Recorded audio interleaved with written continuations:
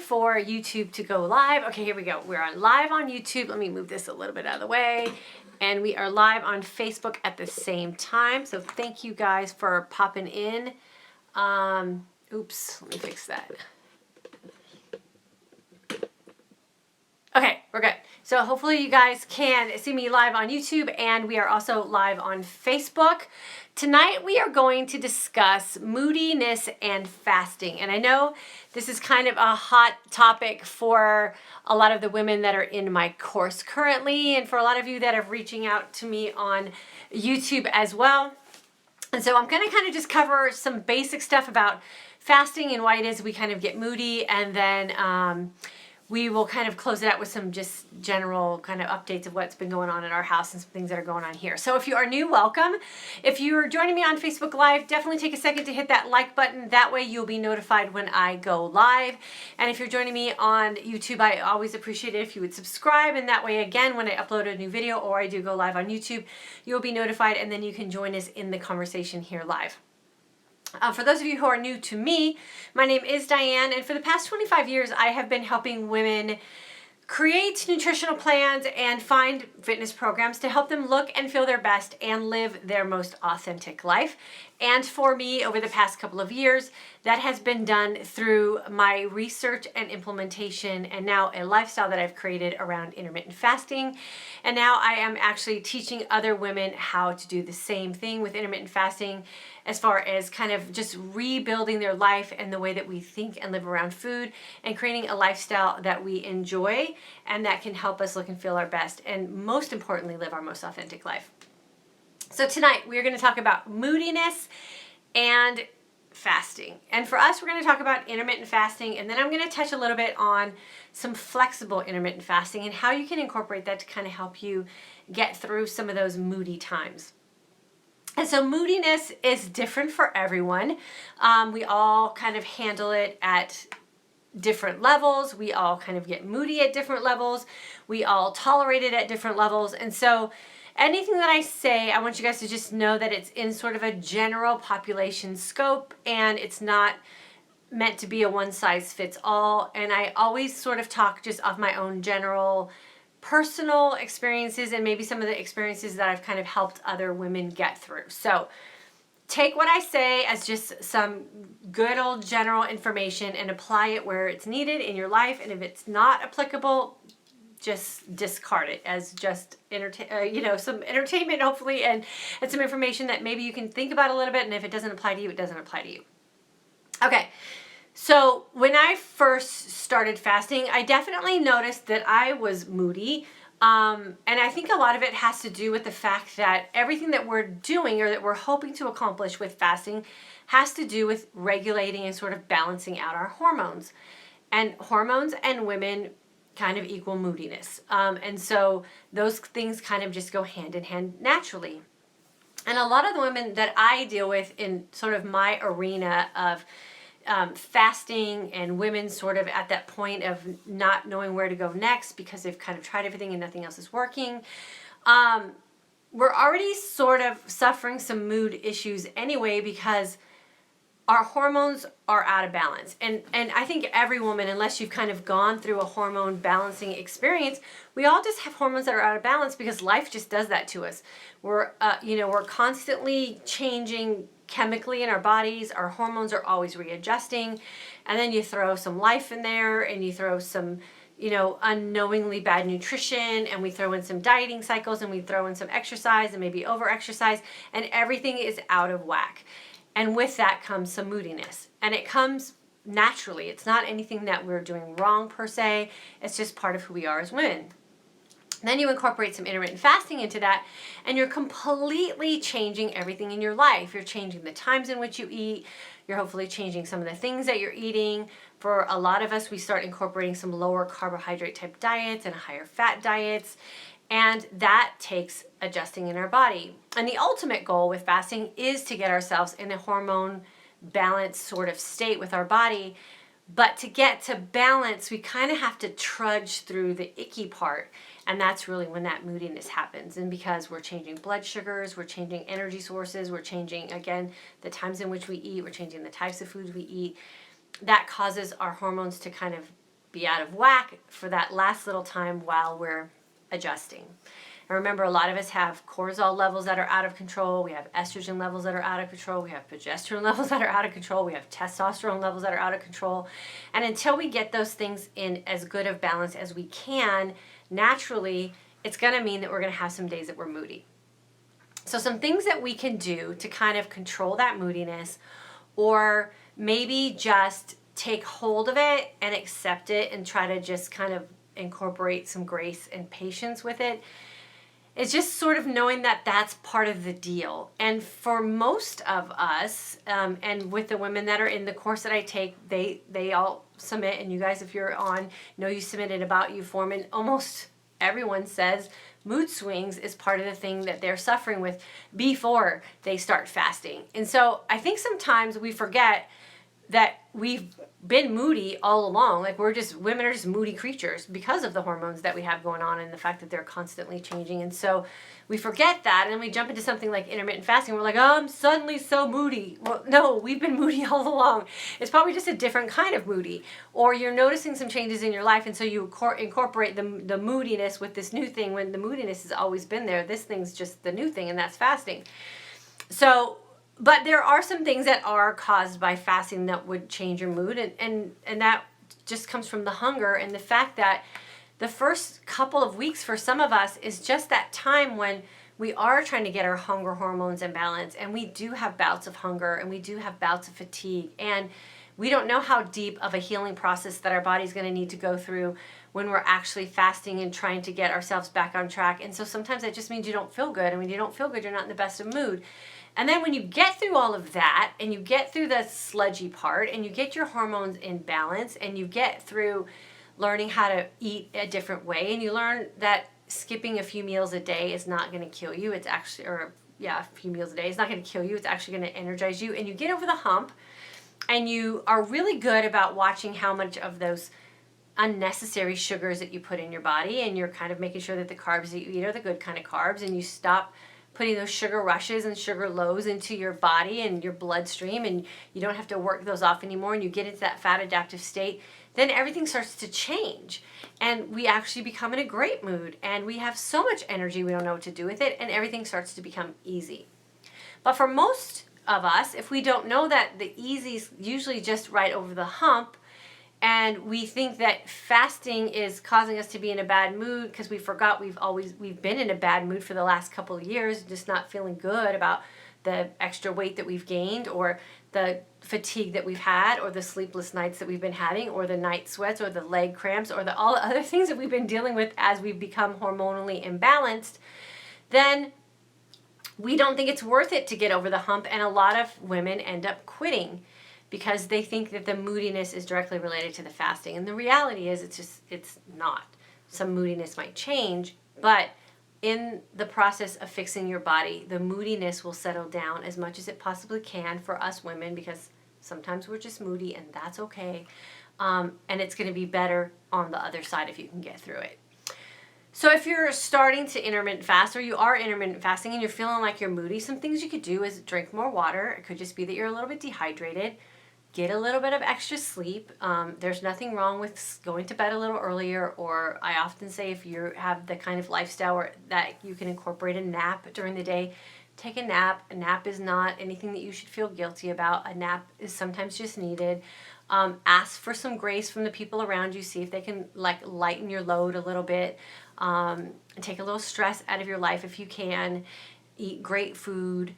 Make sure if you're feeling like you kind of are depleted in some things, make sure that you're eating really good nutrient-dense food so that you're not becoming deficient in any nutrients as you're kind of cutting out some meals throughout the day.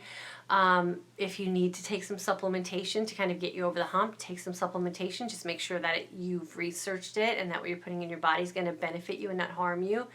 If you're not a caffeine person, don't start incorporating caffeine. That's not going to put you in the best of moods. If you're trying to come off caffeine, know that there is a detox period when coming off caffeine. That's not going to put you in a good mood, but you got to just kind of get through that. And the same thing for sugar. We forget how addictive sugar is to our bodies. And there have been studies done and lots of TV specials about sugar and how addictive it is, and they relate a sugar addiction to a heroin addiction, and the detox process is just as intense in our body. And so for a lot of us who are trying to kick that sugar addiction and we're trying to control those carbohydrates, and some of us go cold turkey on that, it doesn't feel good, and it's not going to put you in the best of moods, and you got to just remember that's going to be okay, and you're going to get through that.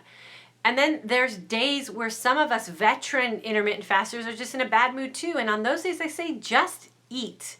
If you feel like you need to get some food in your body to change your mood, eat good quality nutrient dense foods that's going to change your mood.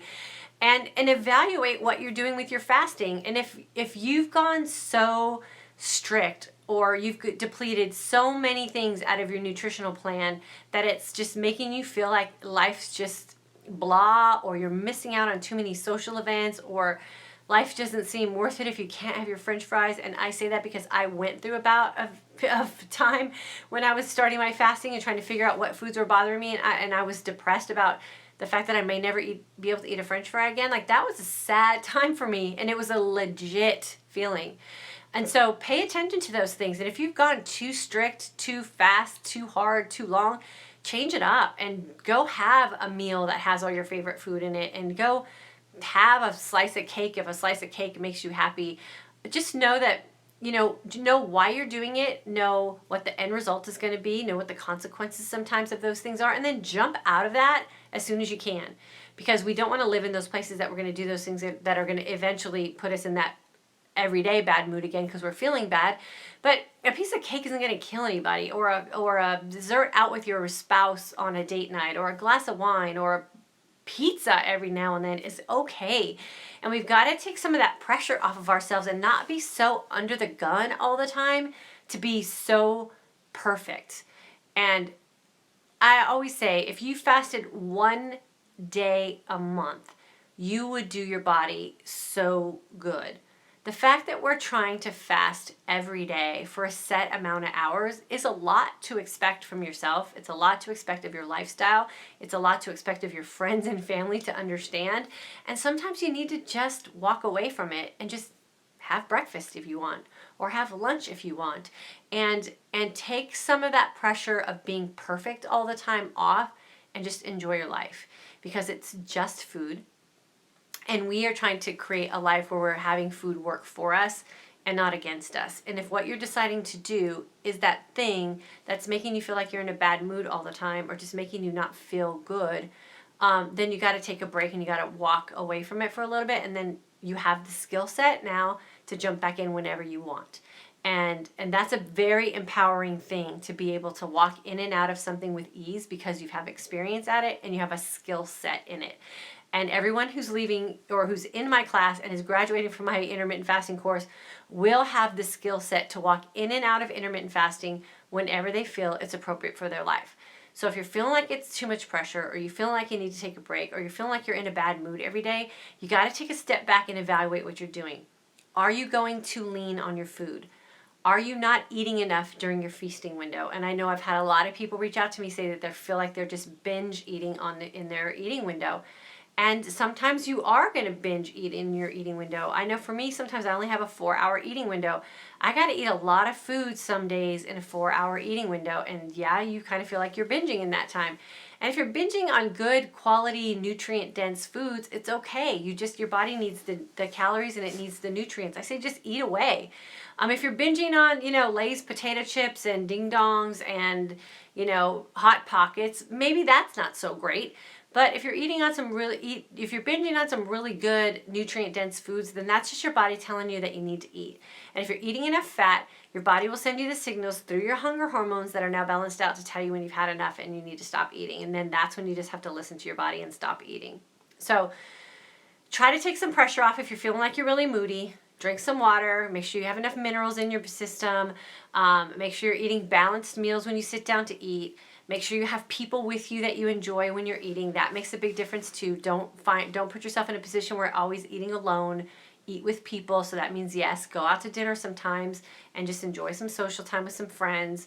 and then kind of evaluate that and then come back and see how you feel. And if that's sort of taken the burden off you and help you change your mood a little bit and enjoy what it is you're doing again, because remember, we're fasting to improve our life. We're doing intermittent fasting so that we can look and feel our best and live our most authentic life. We are not incorporating intermittent fasting so we can be the nasty, haggy, crabby woman that's around our friends and family all the time. Like I say in my videos all the time, we want to have a healthy mind. We want to have a healthy spirit. We want to have a healthy body. Missing any one of those three things is a very unattractive thing. We're aiming to make sure that we have the trifecta and that we're healthy in all aspects of our life. So having a really healthy looking body and a really nasty attitude is still an unhealthy person. So if you're finding that your attitude is not really great about what you're doing with intermittent fasting, then we got to put that in check too, because no one wants to be around a really attractive person that is in a bad mood all the time. So you want to make sure that you are checking your attitude. And if you're a church person, get to church. If you're a group person and you're missing your group, go to your group. If you're a praying person, say a prayer. If you meditate, meditate. If it's yoga, do some yoga. If you're a runner, go out on a long run. And if you gotta feed yourself so that you can sustain a long run to put yourself in a good mood, feed yourself and go on a long run. And I promise you, when you do whatever your thing is to change your mood, you'll come back and you'll feel better about what you're doing, and then you'll get to jump right back into your fasting because you'll have a different outlook and a different attitude about it. And that's just kind of how I do things in my life and how we run our kids and how my husband and I kind of check in with ourselves also. We just kind of make sure that if we're in a bad mood, we kind of just check it and say, okay, what are we doing that's putting us in a bad mood, and is that worth it? And can we reevaluate some things and maybe take a step back and see if we can make some changes and then step back in a better way with it? And then sometimes you just get a better result also because you're going in it with some clear eyes and a clearer attitude. So let me see. Fasting has actually given me so much confidence. Jessica Casserly, that has made my night. Thank you so much for sharing that. That's awesome. Let's see who I got here. Allison, YouTube, I'll be with you in just a second. Gina, hi, good to see you. Oh, Gina, thanks. I missed you guys. Jennifer, hope the topic helped you. Hey, Lori, Liz, I have to catch this later. A movie with the hubs. Missed you, Diane. Oh, Liz, have a good time with your husband. We'll catch up tomorrow. And if you're in a bad mood, go to a movie with your husband. That always helps. Jenny, good to see you. Pamela, hi, glad you're back. I'm not moody, just tired. Oh, Pamela, take a nap, girlfriend. Lori, I'm lucky I can sleep until I wake in the morning. Oh, good. Oh, that's awesome. Okay, so Deb, I love that I am no longer hangry, right? So if you're a hangry person, I'm a hangry person.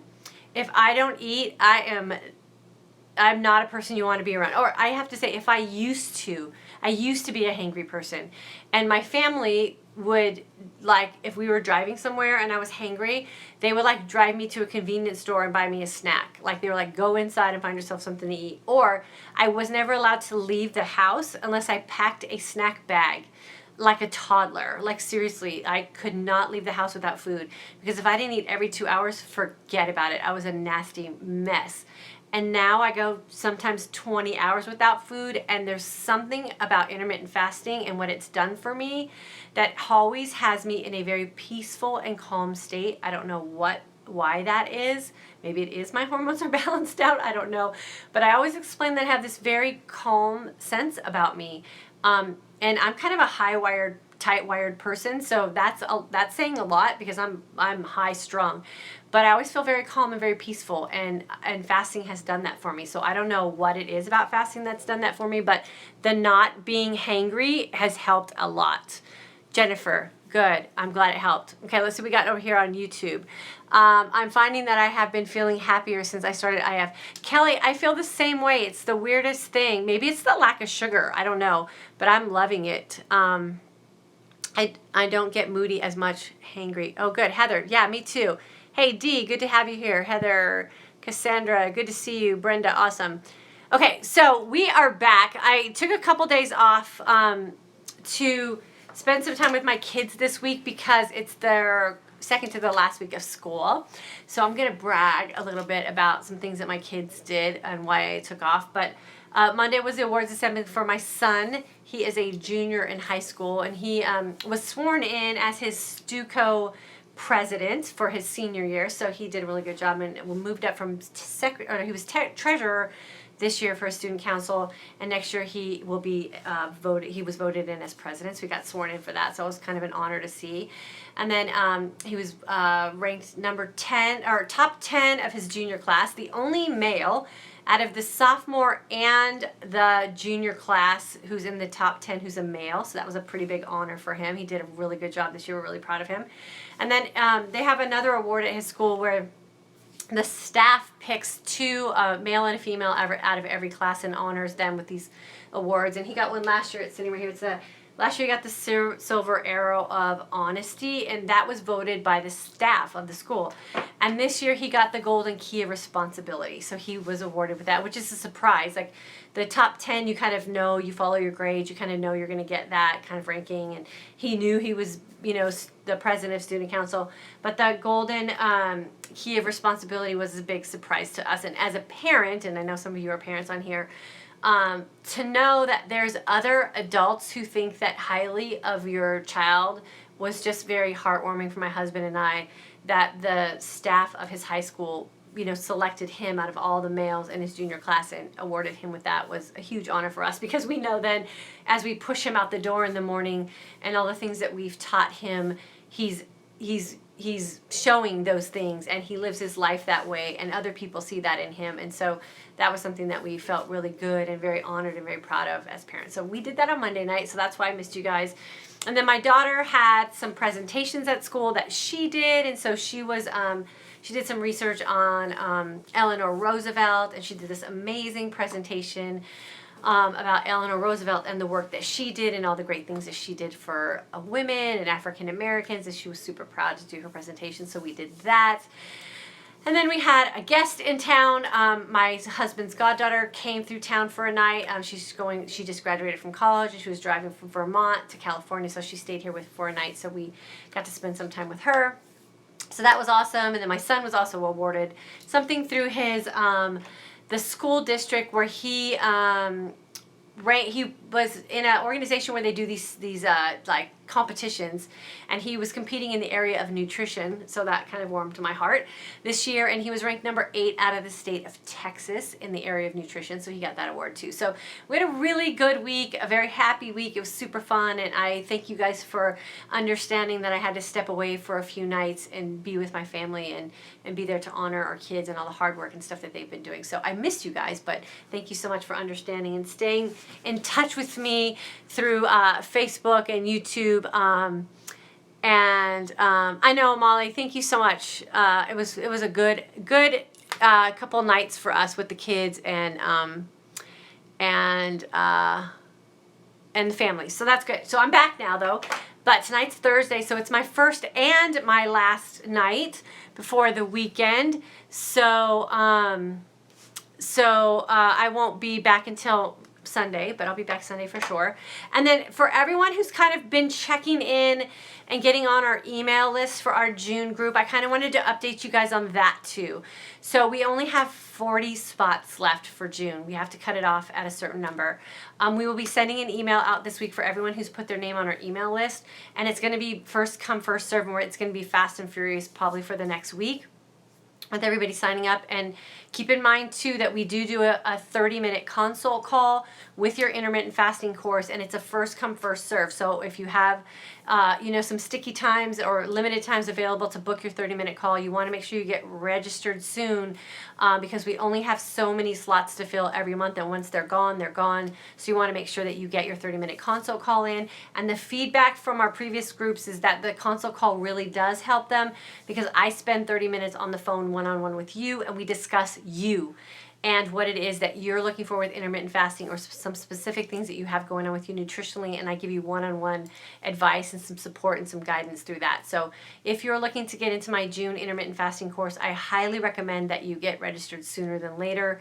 We will probably end up closing it out before the end of May so that we can get everybody set up. And like I said, we're only taking so many people this month, and we're already over halfway full. So we will be sending out an email, and if you want to get in and you don't want to wait for the email, I always post the link for the course right below in a comment section. If you're on YouTube, it's in the information section. Facebook, it'll be in the comment section. Go ahead and get yourself signed up. It will be the best 30 days in June. You guys will learn so much. You'll leave with so much confidence about intermittent fasting and your body and nutrition and your hormones, and you'll end up making some really great friends along the way who are doing the same thing with you. Is June like the May group, or is it a continuation? June is like the May group, and if you want to stay on for another month and you're in my May group, we send out an email at the end of May to give you an opportunity to join another month at a discounted rate. So if you want to join us, you're more than welcome to. Yeah, Pamela, it was a great time. Yeah, Gabby was so cute. I'm going to post some pictures tomorrow. On Facebook, because I'll show you a picture of Gabby. She was dressed up like a museum worker, and she gave a presentation of Eleanor Roosevelt, and she made Eleanor Roosevelt had a cup that she had at all of her meetings. It was her special teacup, and Gabby made a replica of it out of clay and painted it just like the cup, and oh my gosh, it was so adorable, and she did such a great job. Oh, nice. Troll. Okay. Do you have any of those? Do you have those groups every month? Yeah, Fressa, I have those groups every month. And June starts June 10th, and July will start around the same time in July. I'm new. How does the course work? Hey, Jill, why don't you, when I post this live, you can go in any video that I have that is about intermittent fasting.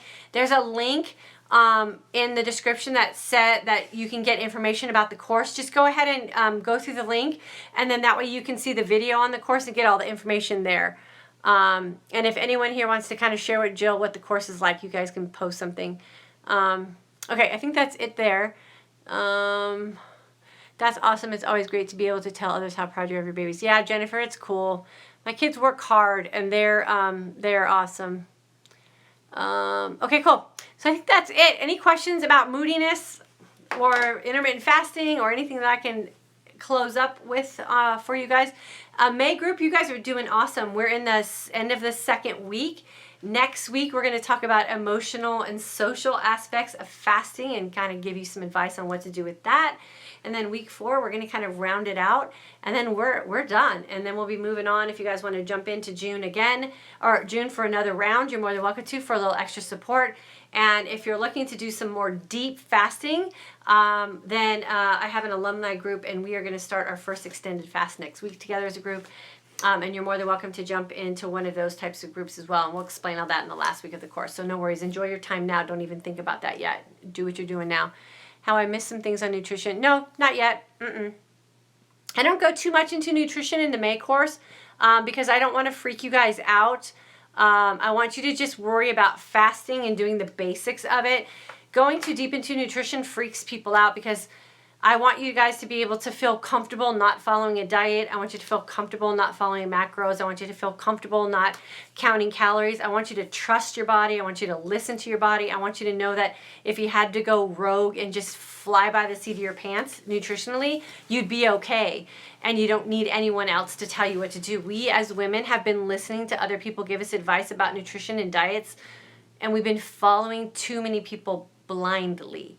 And so I don't want anyone to follow me blindly. I want you guys to think on your own 2 feet. And I want you guys, if you want, to leave my course and go, I got all the tools I need. I'm going to be fine from here on out, and not ever have to diet again, and not panic about weight loss, and not panic about anything in your health, and be confident in what you're doing with your body and food and your health. And if you want to hang out, like, I think that's awesome. I love hanging out with you guys, and I'm always available on social media. We can always be friends. But I don't want you to need me to tell you what to do. I want you to have the confidence and the experience and all the tools that you need to be able to figure it out for yourself finally. I mean, we're grown women. We should be able to figure it out for ourselves and not have to wait for someone to tell us exactly what to do every day and exactly what to eat every day. Now, when we get into the advanced groups, the alumni groups, we start with some extended fasting. And in those alumni groups, I will be going a little bit deeper into nutrition and supplementation. And we're going to start incorporating some of those, what do I call them?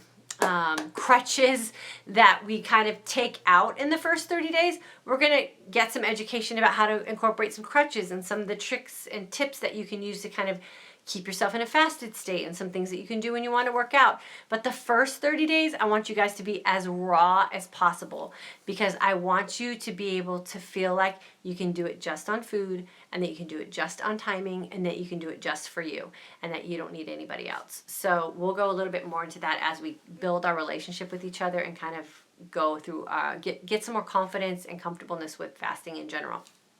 Okay, so I'm going to pop off of here and go kiss my beautiful children goodnight and put them to bed.